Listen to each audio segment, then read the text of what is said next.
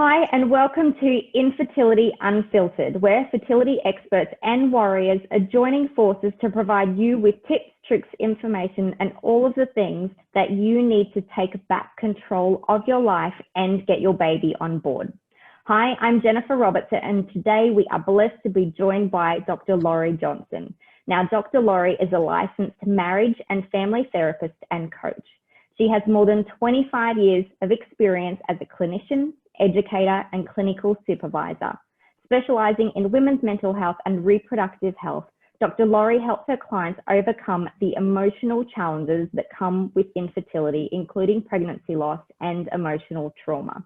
She also helps couples who have become divided by their fertility journey strengthen their connection. And that is exactly what we are going to be talking about today, about how you can keep connected with your partner during the infertility process. And if you stick around to the end, Dr. Laurie is going to tell you how you can get your hands on her free self-care plan. So thank you so much for joining us, Dr. Laurie. Thank you for having me, Jen. It's great to be here.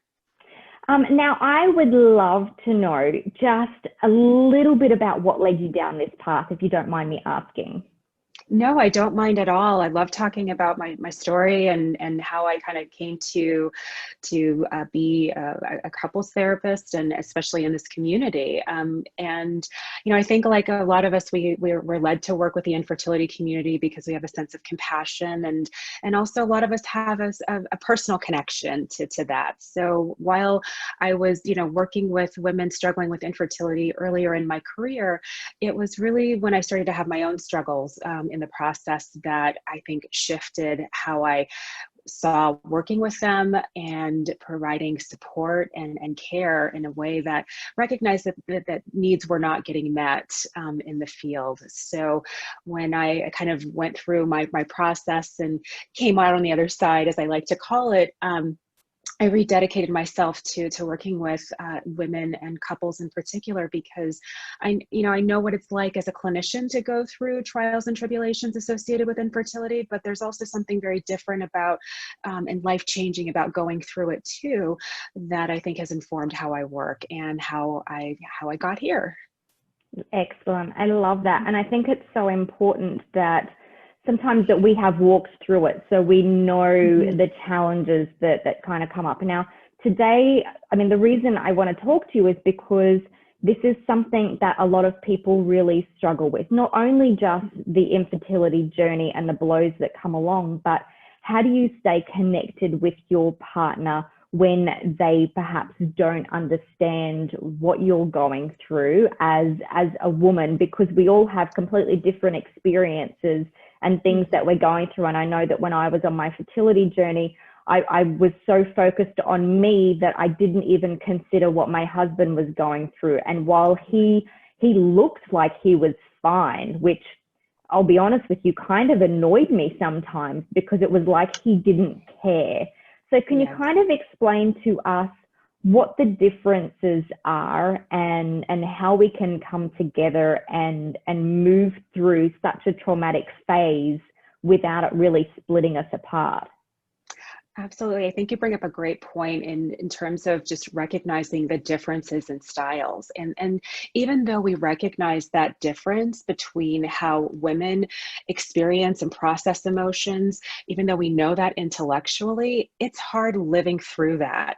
So the reality looks much different than what we imagined. So like you said, it's, when you are going through this process and your husband, and you're kind of filled with emotions and reactions, and let's face it, a lot of the medical procedures and appointments, they're happening to us and to our body. So we have a very different orientation to the infertility process than our spouses do. And usually what I see is, what feels like this disconnection amongst men is really more of this stoicism that they, kind of, whether it's a socially prescribed way of being that says, this is how men are supposed to act and process or feel or not feel emotions. But what happens I feel like in the infertility community is they're watching us go through this. They're having their own host of, all of their own feelings and not necessarily knowing what to do with it. And then they're falling back on, a lot of stereotypical socially prescribed norms that say men have to be stoic or men have to behave a certain way that looks to us as, it's disconnected, unfeeling, unemotional, and therefore unsupportive. And so part of the work that I like to do in my work with clients is not just kind of reminding them about the differences, but trying to create space for both of those styles to be okay and learning how to navigate that. And that's where some of the struggle, but also the beauty comes from, because it's a very normal pattern that we see, but just because it's normal doesn't mean that it's easy. Absolutely. And I love, and it's so true. We do process things differently, and I hate to say it, that society does put this stigma around the male and how they're supposed to be. So I know that when my husband was going through it, he seemed like he was going okay, but afterwards, once we're out the other side, he wasn't okay. And that the effects are really lasting for him now, whereas for the female, I think there's probably a lot more acceptance and a lot more support around it. But it's still, how do you get to that point where I think a lot of the time on this journey, like men they just want to fix us, number one, because they don't like seeing us in pain, and they just don't understand why we can't be happy for someone else who is falling pregnant, like why we can't separate out what's happening with other people and what's happening with us. How do you explain to a couple the differences, and how do they get to that point where they can move forward instead of just butting heads on that?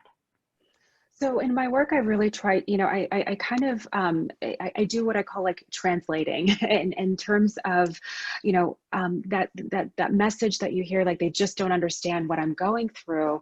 And then I might ask, the wife that's going through that, because if he understood, then what would he be doing differently? And then what I would also do is check in with the husband about, just his interpretation of what his wife had said, because again, what's getting lost sometimes in the communication and how we communicate is we think that we're being clear about our thoughts and our feelings and our needs, because in our head we are. But what also happens when we're feeling reactive is we communicate in a way that actually might raise our partner's defenses. And what that does, or what that means, is if we're leading with like you statements like, well, you always do this, or you never show emotion, or this or that, that structure, that very structure of that statement can put someone on defensive mode. And so for the spouse, the husband who might be, just still having these thoughts and reactions, but because he's processing it in this very male-like way, when they're feeling defensive, or when anyone is feeling defensive, they can't process that information. So for me, in my clinical work with couples, is really trying to diffuse the reactivity that's happening in the system between the two of them, so that they can kind of hear the message differently. And so that creating that space and making those translations, for lack of a better way of saying it, helps people maybe understand their partner differently. And once you understand that difference, or you can connect to that difference emotionally and not just intellectually, that's the space that they join around. Absolutely. And so I mean, obviously it is such a huge thing in terms of couples therapy and stuff like that. But if someone can't get to a therapist, or perhaps one of the parties doesn't want to get to that stage, how can they, and I usually talk from the women's point of view, because that's the version, that's my reality. But how do they, is it via a letter? Are there some techniques that they can use so that they are able to communicate in a better way? And what I normally say with my clients is that, what are you trying to achieve out of it? Because I think we go into it trying to change our husband's mind, whereas like they are in control of that. So Right. And oh, excuse me. And I like to encourage people to stay focused on using I statements, because when you lead with, I'm feeling lonely or I'm feeling disconnected, that's a very direct statement that isn't one that is potentially triggering for a partner. So it's much easier to hear, a responder, to someone saying, I feel sad, versus, you're making me do this, or you're always doing something that you're not really letting me know how you feel. So I encourage my clients to use I statements, and if it helps to write it out, then by all means, definitely write it out. Another structure that I encourage my clients to do, if it's hard for them to communicate in a way that's effective, or they're talking over each other, I actually might have them do what's called like the timer method. And what that entails is we set the timer for 5 minutes, and each partner gets equal amount of time and with no interruptions whatsoever. So when one person is the talker, the other person is reflectively listening. And so what that means is they're just reflecting back what they heard the other person say, not what they're interpreting, but literally what did they say. And and then when that timer is up and then we switch places and allowing space for the other person to do that, what I find is it slows down the process of reactivity, of anger that can happen when you're feeling like your needs aren't getting met. And so that sometimes that slowing down of the process can encourage people to listen differently, because they're not thinking about how they want to respond. Yes, absolutely. No, I love that. What are some things that they can do to keep connected, not just in a communication way, but in a physical way, in an emotional way, so that they're approaching this together, as opposed to what you said before, like it is the woman who really is going in for the treatments and she's doing all of this stuff. So how do they stay connected during this? I think it's important to remember the things that you did before infertility took over. So making sure that you're having, your date nights, your time where your scheduled time together, where it's just the two of you and you're having fun and doing things that you enjoyed before you started to undergo treatments. It might be traveling, it could be going out to dinner time to time, or just having uninterrupted time where you just don't even talk about fertility related issues either. And I think it's important to make sure that they have that protected time, because we know that infertility can take over, and these conversations around what's happening with our processes or what's not, and all of these feelings that go along with that can really muddy the water. And so I really encourage people, and I always ask them, what were you doing before? What did you do for fun before? And how can we get you to do more of that now? And it might be hard, but I think it's worth being intentional about it, even sometimes when you don't feel like it, because you're just trying to get out of that negative state that infertility can keep you locked into. So I think that's a place to start. Yeah, absolutely. Now, what in a situation where I guess, and I'm talking about husbands and wives or partners or spouses or whatever, but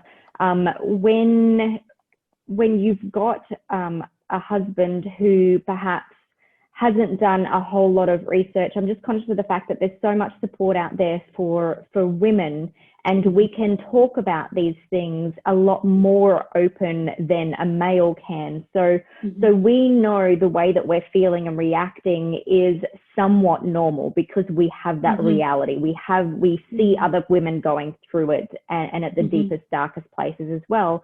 Whereas our spouses, because they're not in the same communities and they're not talking about it, they can perhaps tend to feel like perhaps their spouse isn't handling it well, because he's seeing other people who may be going through the same thing, but they seem to be handling it okay, because that's the facade that we put on to the public. Whereas they see the raw, the worst side of their spouse. How do we get them to understand that what we're doing isn't so abnormal, and to be able to support us through that? I think it's important to potentially maybe adjust expectations too, because like what you said, we have a head start in this, in that it's usually women who are, we're much more well versed in the language of infertility, the infertility world, all the nuances that go along with that. So, if our partners are playing catch up just because, obviously a lot of the supports are geared towards women versus men, that understanding, I think, we need to, make sure we're really gentle with ourselves and go easy on ourselves in terms of our expectations for our partners too. Because if we're expecting the same level, or for it to look the way that we would give that support, then I think that sets us up for disappointment. So I really encourage women to look at ways in which their spouse is attempting to be supportive and building on that instead, because it's a learning process. And so with any learning process, we learn more skills with encouragement than we do with anything else. And I know it's hard, and in a sense it puts a lot of burden on us because we're already going through so much emotionally and physically, and it's part of the reality because of just the dynamic too. And so if there's a willingness, or if we're seeing any movement around, just how the partner is expressing support, then I think we need to kind of jump on that and praise that and really honor that, because that's a building block. That's something that we can use as a building block, as opposed to, oh man, he didn't do this, but you know what? Wow, he gave you your shots, so maybe you might not be able to talk about feelings, but you know what? He can show up in other ways because his love language is acts of service. And it might be hard for him to learn the talking piece, but let's also honor, okay, where his strengths are too. Yeah, absolutely. And how can we support our partners as well? Mm-hmm. Like what kind of support can we provide them? I think it's recognizing, and just as much as we're clear about how we want to be supported, we also need to be mindful of how our partners experience support, and not necessarily assume that they're going to want support in the same way that we do. And that's a hard shift to make. So I know we like we're women, it's documented in research, we're way more verbal about our feelings, and men are less so. I mean, that's kind of scientific, and it's also kind of out there in terms of our lived experiences. But because of that, it's honoring that what those differences mean. So for, if his love language is like acts of service, or if it's quality time, spending quality time, that again is, it's kind of recognizing that this is how he feels supported, as opposed to how you want to give it. And so it's honoring that and the difference, that might not feel comfortable, but it's, being intentional about recognizing that and trying to be sensitive to it. Yeah, absolutely. And on the flip side as well, it's a lot of the time on this journey as women, we don't know how we need support. Like when our partners say to you, what can I do right now? What can I be doing? How do they get to that point? Like, what should they be asking for? How do they know what they need in that moment? That's a great question, because it's not always, like you said, it's not always easy to recognize what you might need.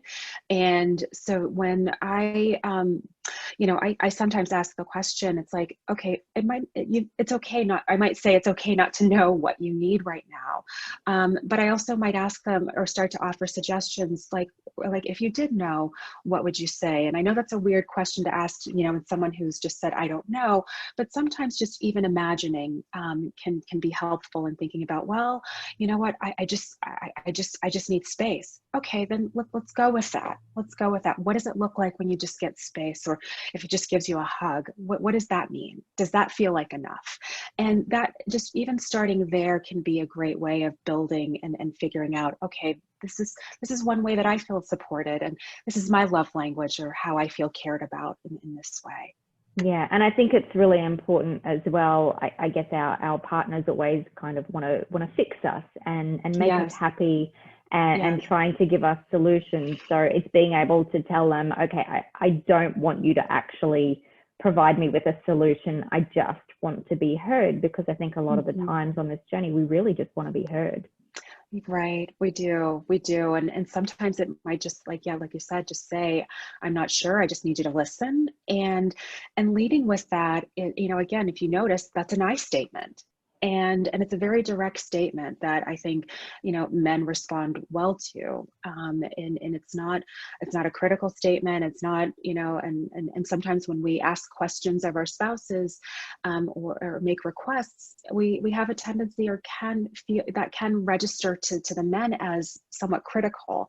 And it's not our intention to do that. It's just a matter of, again, translating what our needs are. And we do that best when we're very clear about our I statements. So Mhm. I'm not sure, but I think listening would be helpful. And, you know, and then that's a very clear directive for the man to respond to. Yeah, absolutely. Are there resources for men to be able to dive into? Because on this journey, you know, as women, we Google, we are ferocious in our search for information and support as well. But are there things that if our partners don't perhaps understand, or are there things that we can provide them to to help them not only cope with it but also understand what we're going through as well?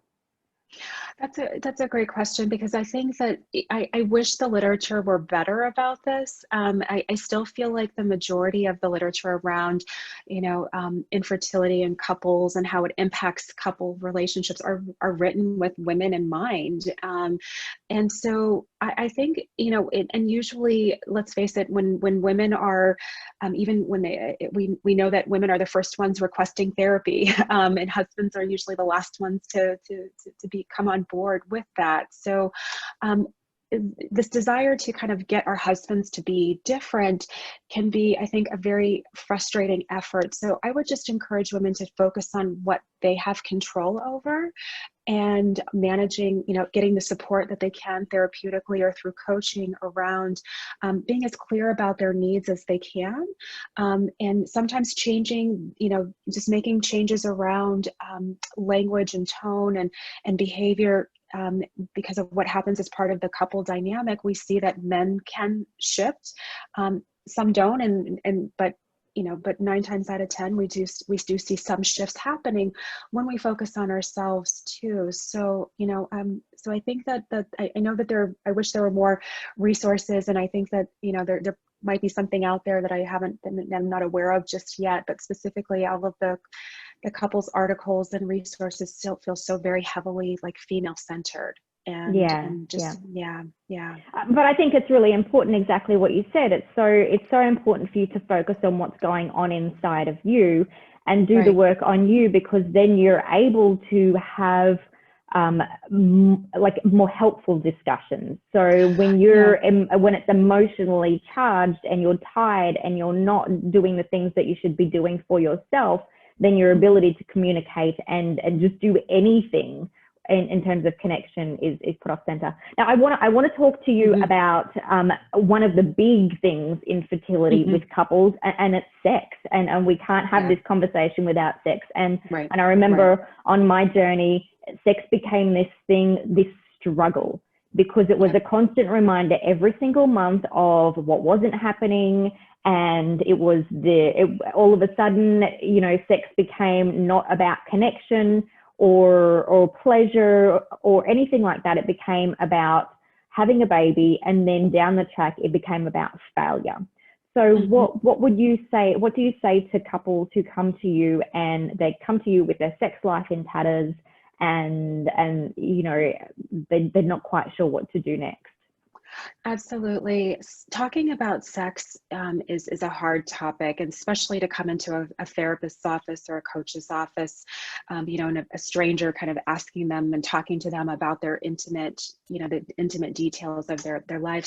So first of all, I kind of lead with, you know, just kind of normalizing. Like, because, you know, it's, and I just kind of say something to the effect of, oh, wow, okay, I'd be surprised if you weren't having, you know, if you didn't have any issues around that, because, you know, this is something that is so delicate, and sexuality and how a sexual expression is such a huge part of how couples connect. And so I think really taking stock of, like you said, the ways in which sex was no longer, or has no longer been about fun. It was just about procreation. And then the association, even beyond that, is disappointment. So what starts to happen from a pattern standpoint is even just, any part of the sex act becomes associated with, or can be associated with, disappointment. And so that is where I think having, the time and space to have, to really work on rebuilding and relearning how sex can be fun again. And that takes time and intention, because again, when you've gotten in this pattern of trying to have a baby, and again, you're having sex for procreation purposes, and it's not fun, those associations around fun are lost. So it's really it's important to relearn how to have fun again. And so there are exercises around playfulness that I recommend. And I know that sometimes scheduling, times to be intimate isn't necessarily fun or sexy in and of itself. However, there needs to be a sense of intentionality around coming together too, because, just parenting it, assuming that people have gone on to become parents or not, it's easy to shy away from sex because of the associations. So it's really learning these challenges, how to deal with these challenges differently, and to not get discouraged, and to really be a cheerleader and building some skills around that relearning process.